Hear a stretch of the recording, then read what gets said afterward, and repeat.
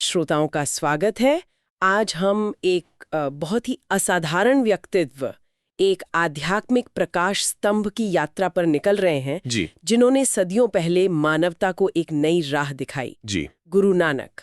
जी हमारे पास गुरु नानक जीवन, शिक्षा और उपदेश पुस्तक के कुछ अंश हैं और इन्हीं के सहारे हम उनके जीवन और दर्शन की गहराइयों को समझने की कोशिश करेंगे। बिल्कुल।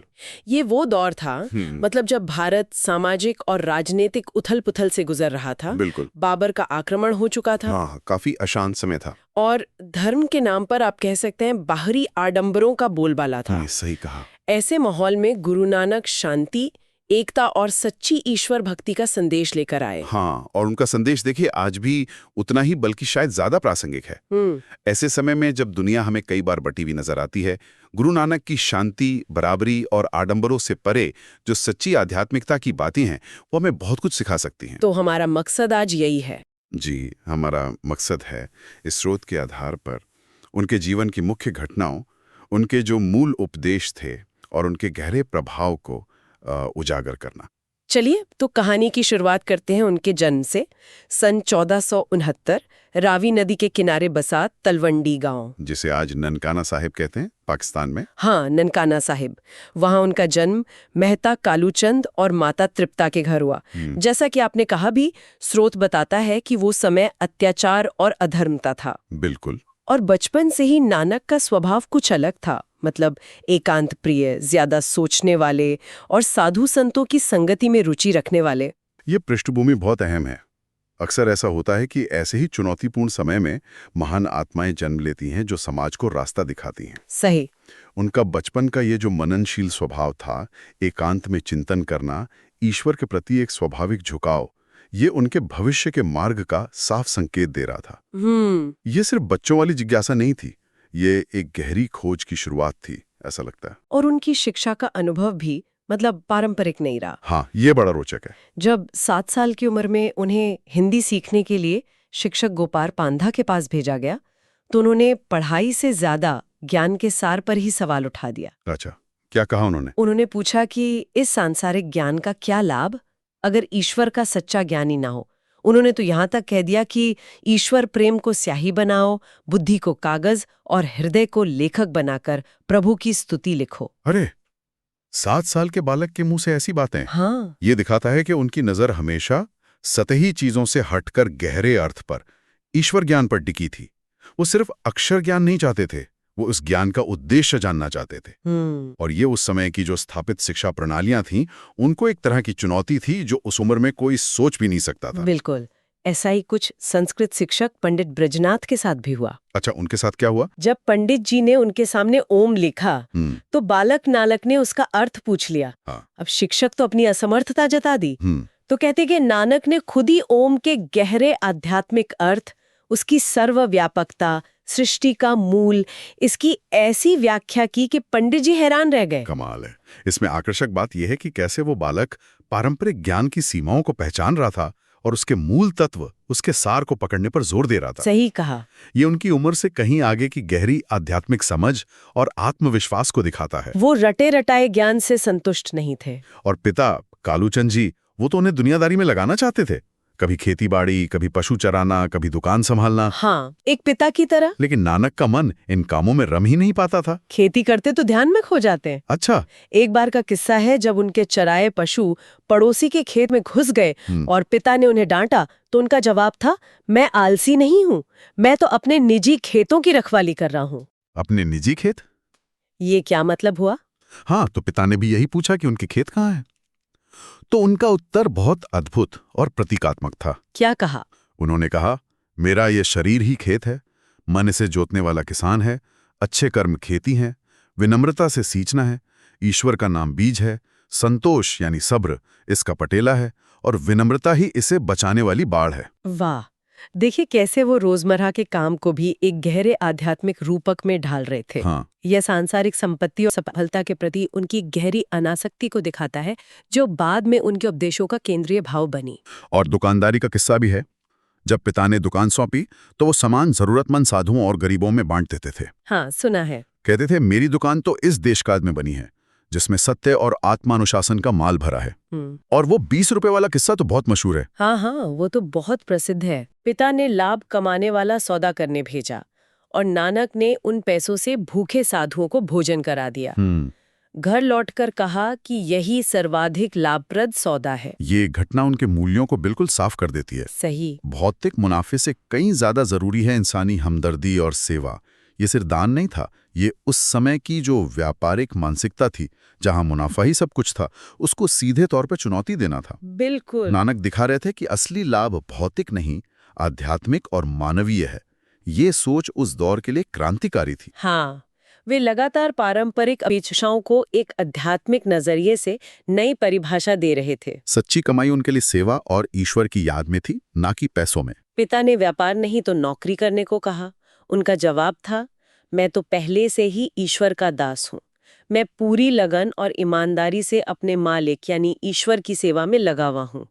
उनका विवाह भी हुआ बीबी सुलक्षणी जी से और उनके 2 पुत्र भी हुए, श्रीचंद और लक्ष्मीचंद जी। श्रीचंद जी ने बाद में उदासी संप्रदाय की स्थापना की। हाँ, उदासी संप्रदाय। हाँ, उदासी संप्रदाय एक त्यागी साधुओं का पंथ था, जो संसार से विरक्ति पर जोर देता था। ये जानना रोचक है कि उनके परिवार में भी आध्यात्मिक धाराएं थी, भले ही उनके रास्ते कुछ अलग रहे हों। सही बात है। गुरु नानक स्वयं गृहस्थ जीवन में रहते हुए भी उससे पूरी तरह अनासक्त थे। बिल्कुल। परिवार ने उनकी आध्यात्मिक खोज में कोई बाधा नहीं डाली। वो फिर अपनी बहन नानकी और जीजा जयराम जी के पास सुल्तानपुर चले गए। हाँ। वहां नवाब दौलत खान लोधी के यहाँ भंडार गृह के प्रभारी का काम भी किया। जी। जैसा कि स्रोत में जिक्र है, यहाँ भी वे अपनी कमाई का बड़ा हिस्सा गरीबों और जरूरतमंदों में बांट दिया करते थे। यहाँ तक के तलवंडी के जमींदार रायब बुलर भी उनकी आध्यात्मिकता से बहुत प्रभावित थे और उनका बहुत सम्मान करते थे। यहाँ हमें सांसारिक कर्तव्यों और आध्यात्मिक जीवन के बीच एक अनूठा संतुलन देखने को मिलता है। हाँ, ये खास बात है। वो जिम्मेदारियां निभा रहे थे, लेकिन उनसे बंधे नहीं थे। उनका मन हमेशा ईश्वर और सेवा में रमा रहता था। और ये भी महत्वपूर्ण है कि उनके जीवन में परिवार और कुछ समझदार शुभचिंतकों का साथ मिला, जैसे बहन नानकी, जीजा जयराम, राय बुल्लर। हाँ, जिन्होंने उनको समझा। हाँ, जिन्होंने उनके असाधारण प्रकृति को पहचाना और उनका समर्थन किया। और फिर एक दिन आया जब उन्होंने नौकरी छोड़ दी, अपना बचा खुचा सब कुछ गरीबों में बांट दिया और ईश्वर का संदेश फैलाने के लिए फकीर का वेश धारण कर निकल पड़े। हाँ, वो निर्णायक मोड़ था। उनके साथ थे उनके बचपन के साथी और अटूट शिष्य भाई मर्दाना। मर्दाना जी कमाल के संगीतज्ञ थे। जी, रबाब बजाते थे। हाँ, रबाब बजाते थे, जो सारंगी जैसा एक तार वाला वाद्य यंत्र है।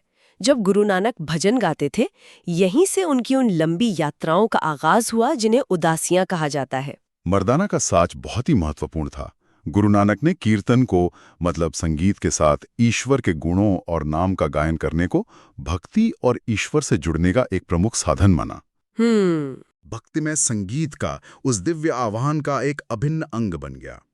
ये संगीत सिर्फ मनोरंजन नहीं था, ये आध्यात्मिक अनुभव का माध्यम था। और उनकी यात्राएं वो कितनी व्यापक थीं। हाँ, बहुत। वर्णन के अनुसार वे उत्तर में हिमालय की तराई से लेकर दक्षिण में श्रीलंका तक गए। जी। पश्चिम में मक्का, मदीना, बगदाद से लेकर पूर्व में बंगाल, असम और शायद श्याम तक, मतलब आज का थाईलैंड। सोचिए जरा, वे काबुल और कंधार जैसे इलाकों में भी पहुंचे। इन इतनी विस्तृत यात्राओं का मकसद बिल्कुल साफ था, अपने शांति, एकता और सच्ची ईश्वर प्रेम के संदेश को दूर दूर तक पहुंचाना। लेकिन सिर्फ उपदेश देना ही नहीं, बल्कि अलग अलग मतों और विचारों के लोगों, पंडितों, मुल्लाओं, योगियों, सूफियों, सिद्धों, सबके साथ संवाद करना। हाँ, बातचीत करना। हाँ, उनके भ्रमों को दूर करना और उन्हें पाखंड व बाहरी आडंबरों से हटाकर सच्ची आध्यात्मिकता की ओर मोड़ना। उनकी यात्राओं से जुड़ी कई महत्वपूर्ण और रोचक घटनाएं भी हैं। हाँ, बिल्कुल। की मुलाकात मुगल बादशाह बाबर से। जी, बाबर से।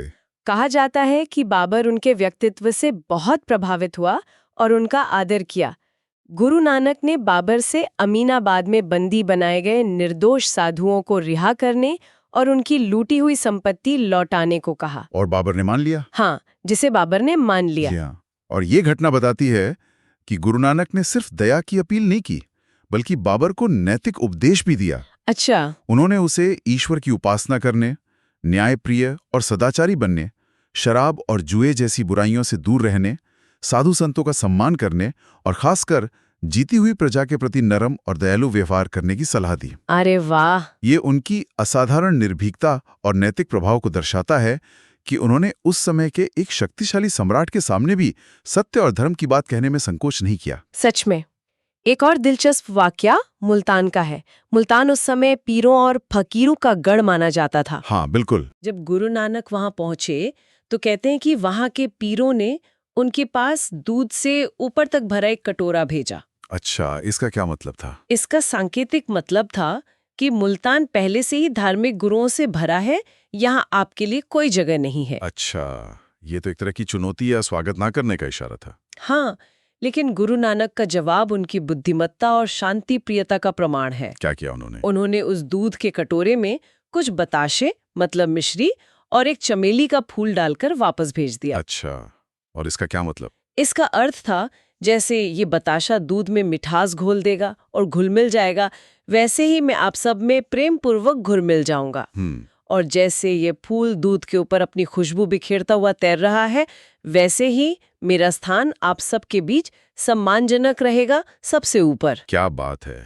ये टकराव का नहीं बल्कि समन्वय और आत्मविश्वास का संदेश था। हाँ, पीरों ने उनकी विनम्रता और गहरे ज्ञान को पहचाना होगा फिर। बिल्कुल। और उनका स्वागत किया। मक्का की यात्रा से भी एक बहुत प्रसिद्ध घटना जुड़ी है। हाँ, वो काबा वाली घटना। हाँ, वही कहानी है कि रात को सोते समय उनके पैर पवित्र काबा की दिशा में थे। वहां के काजी रुकनुद्दीन ने इसे देखकर बड़ा अपमान महसूस किया और गुस्से में कहा, ए काफिर, तूने खुदा के घर की तरफ पैर कैसे कर रखे हैं? गुरु नानक ने बहुत शांत भाव से उत्तर दिया, भाई मैं बहुत थका हुआ हूँ, कृपा करके मेरे पैर उस दिशा में कर दो जिधर खुदा का घर ना हो। वाह, क्या जवाब था! और स्रोत आगे बताता है कि जब काजी ने गुस्से में उनके पैर घसीटकर दूसरी दिशा में किए तो उसे लगा जैसे काबा की इमारत भी उसी दिशा में घूम गई हो। अच्छा। हाँ, ये देखकर वो हक्का बक्का रह गया और गुरु नानक की महानता को समझ गया। बेशक ये चमत्कारिक वर्णन है, लेकिन इसका गहरा संदेश ये है कि ईश्वर किसी एक दिशा या स्थान तक सीमित नहीं है, वो सर्वव्यापी है। सही बात। गुरु नानक बाहरी नियमों से ज्यादा ईश्वर की सर्वव्यापकता के सत्य पर जोर दे रहे थे। इसी तरह की एक और चमत्कारिक घटना हसन अब्दाल नामक स्थान से जुड़ी है, जिसे आज पंजा साहिब कहते हैं, पाकिस्तान में। पंजा साहिब। वहां पहाड़ी पर वली कंधारी नाम का एक अहंकारी सूफी संत रहता था, जिसके पास पानी का एकमात्र सोता था। जब भाई मर्दाना प्यास बुझाने पानी लेने गए तो वली कंधारी ने अहंकारवश पानी देने से मना कर दिया। अच्छा। गुरु नानक के प्रभाव से कहते हैं पहाड़ी के नीचे ही पानी का एक नया सोता फूट पड़ा और वली कंधारी का सोता सूख गया। अच्छा, फिर तो संत को गुस्सा आया होगा। हाँ, इस पर वो संत गुस्से से भर गया और उसने पहाड़ी के ऊपर से एक बड़ी चट्टान गुरु नानक की ओर लुढ़का दी। अरे! कथा के अनुसार गुरु नानक ने नीचे आते पत्थर को अपने खुले पंजे से रोक लिया और उस चट्टान पर उनके पंजे का निशान बन गया, जो आज भी वहां मौजूद माना जाता है। इसीलिए उसे पंजा साहिब कहते हैं। हाँ, बाद में वली कंधारी का अहंकार टूटा और वो गुरु नानक के चरणों में आ गया। स्रोत इन घटनाओं को चमत्कार के रूप में ही प्रस्तुत करता है। हाँ, और आध्यात्मिक परंपराओं में ऐसी कथाएं अक्सर गुरु की असाधारण शक्ति, ईश्वर पर उनकी पूर्ण निर्भरता और अहंकार, कट्टरता या ईर्ष्या पर विनम्रता, विश्वास और सत्य की विजय को दर्शाने के लिए सुनाई जाती हैं। सही। ये कथाएं चाहे शाब्दिक रूप से घटी हों या प्रतीकात्मक हों, अनुयायियों के लिए गहरे आध्यात्मिक अर्थ रखती हैं और गुरु के प्रति उनकी श्रद्धा को और मजबूत करती हैं। ये दिखाती हैं कि सच्ची आस्था के सामने भौतिक बाधाएं टिक नहीं सकती। चलिए, अब इन यात्राओं और घटनाओं से आगे बढ़कर गुरु नानक के जो मूल उपदेश थे उन पर ध्यान केंद्रित करते हैं। उनके दर्शन का सार क्या था? सबसे मुख्य संदेश क्या था? उनके उपदेशों का जो मूल आधार था वो था एक ओंकार, यानी ईश्वर एक है। एक ईश्वर। हाँ, एक ईश्वर वो परम सत्य है, सतीनामू। वही सृष्टि का रचयिता है, कर्ता पुरखु। उसे किसी का भय नहीं, निर्भय। उसका किसी से वैर नहीं, निर्वैरू। वो समय के बंधन से परे है। उसका कोई रूप या आकार नहीं, अकाल मूर्ति। वो जन्म मरण के चक्र से मुक्त है, अजूनी। वो स्वयं प्रकाशित है, उसे किसी और ने नहीं बनाया, सैभम। और ऐसे ईश्वर की प्राप्ति सच्चे गुरु की कृपा, गुरु प्रसादी से ही संभव है। ये सिख धर्म का मूल मंत्र कहलाता है और उनके पूरे दर्शन का निचोड़ है, आप कह सकते हैं। और इस एक ईश्वर तक पहुंचने का रास्ता उन्होंने क्या बताया? सबसे महत्वपूर्ण मार्ग है हरि नाम स्मरण। नाम सिमरन। नाम स्मरण, यानी ईश्वर के नाम को हर समय हर सांस के साथ याद करना। वे कहते थे, हम तो एक सांस के बंदे हैं। उनका भाव था कि हमें यह भी नहीं पता कि अगली सांस आएगी या नहीं, इसलिए हर आती जाती सांस के साथ ईश्वर का स्मरण करना चाहिए। ये कोई कर्मकांड नहीं, बल्कि निरंतर ईश्वर से जुड़े रहने की अवस्था है। सामाजिक स्तर पर उनके संदेश का क्या महत्व था उस समय के समाज को देखते हुए? उनका संदेश उस समय के लिए अत्यंत क्रांतिकारी था। उन्होंने मानव मात्र की एकता का जोरदार नारा दिया। सब एक पिता के बालक हैं, इसलिए कोई ऊंचा या नीचा नहीं है। हाँ, ये बहुत बड़ी बात थी। बहुत बड़ी बात। उन्होंने जाति-पाति, छुआछूत, धार्मिक कर्मकांडों, मूर्ति पूजा और हर तरह के बाहरी आडंबरों का कड़ा खंडन किया। वे कहते थे कि ईश्वर को पाने के लिए जंगल में जाने या शरीर को कष्ट देने की जरूरत नहीं, बल्कि गृहस्थ जीवन में रहते हुए मन की पवित्रता, न्याय, ईमानदारी, विनम्रता, दूसरों की सेवा और ईश्वर के प्रति सच्चा प्रेम भक्ति से उसे पाया जा सकता है। तो बाहरी दिखावा नहीं? बिल्कुल नहीं। सच्ची उपासना बाहरी दिखावा नहीं, बल्कि मन की शुद्धता है। आपने कीर्तन और महिलाओं की भूमिका का भी जिक्र किया था। हाँ, ये बहुत महत्वपूर्ण है। कीर्तन यानी ईश्वर के गुणों और नाम का संगीत के साथ गायन, उनके अनुसार ईश्वर से जुड़ने और मन को उसमें लगाने का सबसे शक्तिशाली और आनंदमय तरीका था। इसीलिए भाई मर्दाना हमेशा साथ रहे। बिल्कुल, इसीलिए भाई मर्दाना का रबाब हमेशा उनके साथ होता था। और दूसरी क्रांतिकारी बात थी महिलाओं को बराबरी का दर्जा देना। हाँ, ये भी बहुत अहम है। उन्होंने महिलाओं को धार्मिक सभाओं, जिन्हें संगत कहते हैं, में पुरुषों के बराबर बैठने, कीर्तन करने और सुनने और विचारों को साझा करने का अधिकार दिया। उस जमाने में? हाँ, उस युग में जब महिलाओं को अक्सर धार्मिक और सामाजिक रूप से पीछे रखा जाता था। ये एक बहुत बड़ा कदम था जो उनकी बराबरी और सम्मान को स्थापित करता था। ईश्वर प्राप्ति का व्यावहारिक तरीका क्या बताया उन्होंने? जैसे रोजमर्रा की जिंदगी में इसे कैसे उतारा जाए? उन्होंने बताया कि ईश्वर प्राप्ति का जो केंद्रीय सिद्धांत है वो है अपनी इच्छा, अपनी मैं मतलब अहंकार को ईश्वर की इच्छा, जिसे उन्होंने हुक्म कहा, के अधीन कर देना। हुक्म? हाँ, हुक्म। इसका अर्थ है ईश्वरीय विधान या ब्रह्मांडीय नियम। इसे समझना और इसके साथ तालमेल बिठाकर जीना ही आध्यात्मिक जीवन है। इसके लिए जरूरत है विनम्र प्रार्थना, अरदास की, जिसमें हम अपनी कमजोरियां स्वीकार करते हैं और ईश्वर से मार्गदर्शन मांगते हैं, और सच्चे गुरु की कृपा, गुरु प्रसाद की, जो हमें सही रास्ता दिखाता है। तो अहंकार को त्यागना? हाँ, अहंकार को पूरी तरह त्याग पर खुद को ईश्वर की दया पर छोड़ देना, यही समर्पण है। उन्होंने प्रेम के उदाहरण दिए, जैसे कमल पानी में रहकर भी उससे छूता रहता है, या जैसे पपीहा केवल स्वाति नक्षत्र की बूंद के लिए प्यासा रहता है।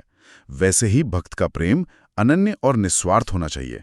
उनकी एक प्रमुख रचना जपूजी साहिब में वर्णित 5 खंडों का क्या महत्व है? जपूजी साहिब गुरु नानक देव की सबसे महत्वपूर्ण और गहरी दार्शनिक रचना है, जिसे सिख प्रतिदिन सुबह पढ़ते हैं। जी। इसमें वर्णित 5 खंड, धर्म खंड, ज्ञान खंड, शर्म खंड, कर्म खंड, सच खंड, ये दरअसल आत्मा की आध्यात्मिक यात्रा के पड़ाव हैं। एक क्रमिक विकास का नक्शा है। अच्छा। यात्रा शुरू होती है अपने नैतिक कर्तव्यों और जिम्मेदारियों को निभाने से, धर्म खंड से। फिर आता है दिव्य ज्ञान और समझ, ज्ञान खंड का चरण। इसके बाद मन सहज आनंद और आंतरिक सुंदरता, शर्म खंड, यहां शर्म का अर्थ संकोच नहीं बल्कि सौंदर्य और प्रयास है, से भर जाता है। फिर मिलती है आध्यात्मिक शक्ति, कृपा और निर्भयता, कर्मखंड। और अंत में आत्मा परम सत्य यानी ईश्वर, सचखंड में पूरी तरह विलीन हो जाती है, उसके साथ एक हो जाती है। यह मुक्ति की एक व्यवस्थित यात्रा है। उन्होंने गुरुमुखी लिपि को भी एक व्यवस्थित रूप दिया, जिसमें आज सिखों का पवित्र ग्रंथ गुरु ग्रंथ साहिब लिखा गया है। हाँ, गुरु नानक ने उस समय पंजाब क्षेत्र में प्रचलित लिपियों को सरल और व्यवस्थित करके गुरुमुखी लिपि को वो रूप दिया जो पंजाबी भाषा की ध्वनियों को लिखने के लिए सबसे उपयुक्त था। यह आम लोगों के लिए धर्म ग्रंथों को सुलभ बनाने का एक महत्वपूर्ण कदम था। बाद में 5वें गुरु अर्जन देव जी ने आदि ग्रंथ का संकलन किया। हाँ, आदि ग्रंथ, जिसमें पहले 5 गुरुओं की वाणी के साथ साथ कबीर, रविदास, नामदेव, बाबा फरीद जैसे अनेक हिंदू और मुस्लिम संतों और भक्तों की रचनाओं को भी सम्मानपूर्वक शामिल किया गया। ये बहुत बड़ी बात है। हाँ, ये संकलन गुरु नानक की शिक्षाओं की आत्मा के अनुरूप था, बिल्कुल समावेशी। बाद में 10वें गुरु गोबिंद सिंह जी ने इसमें 9वें गुरु गुरु तेग बहादुर जी की वाणी को जोड़कर इसे अंतिम रूप दिया, जिसे अब गुरु ग्रंथ साहिब कहा जाता है, और सिख इसे जीवित गुरु मानते हैं। इस ग्रंथ की ये समावेशी प्रकृति वाकई असाधारण है। निश्चित रूप से ये गुरु ग्रंथ साहिब को केवल एक धार्मिक ग्रंथ नहीं, बल्कि मानवता के लिए उच्चतम नैतिक मूल्यों, दया, दान, संतोष, सत्य, सेवा, प्रेम, विनम्रता का एक सार्वभौमिक मार्गदर्शक बनाता है। सही। इसकी ये समावेशिता गुरु नानक के मूल संदेश को पुष्ट करती है कि सत्य और ईश्वर किसी एक धर्म, जाति या समुदाय की बपौती नहीं है।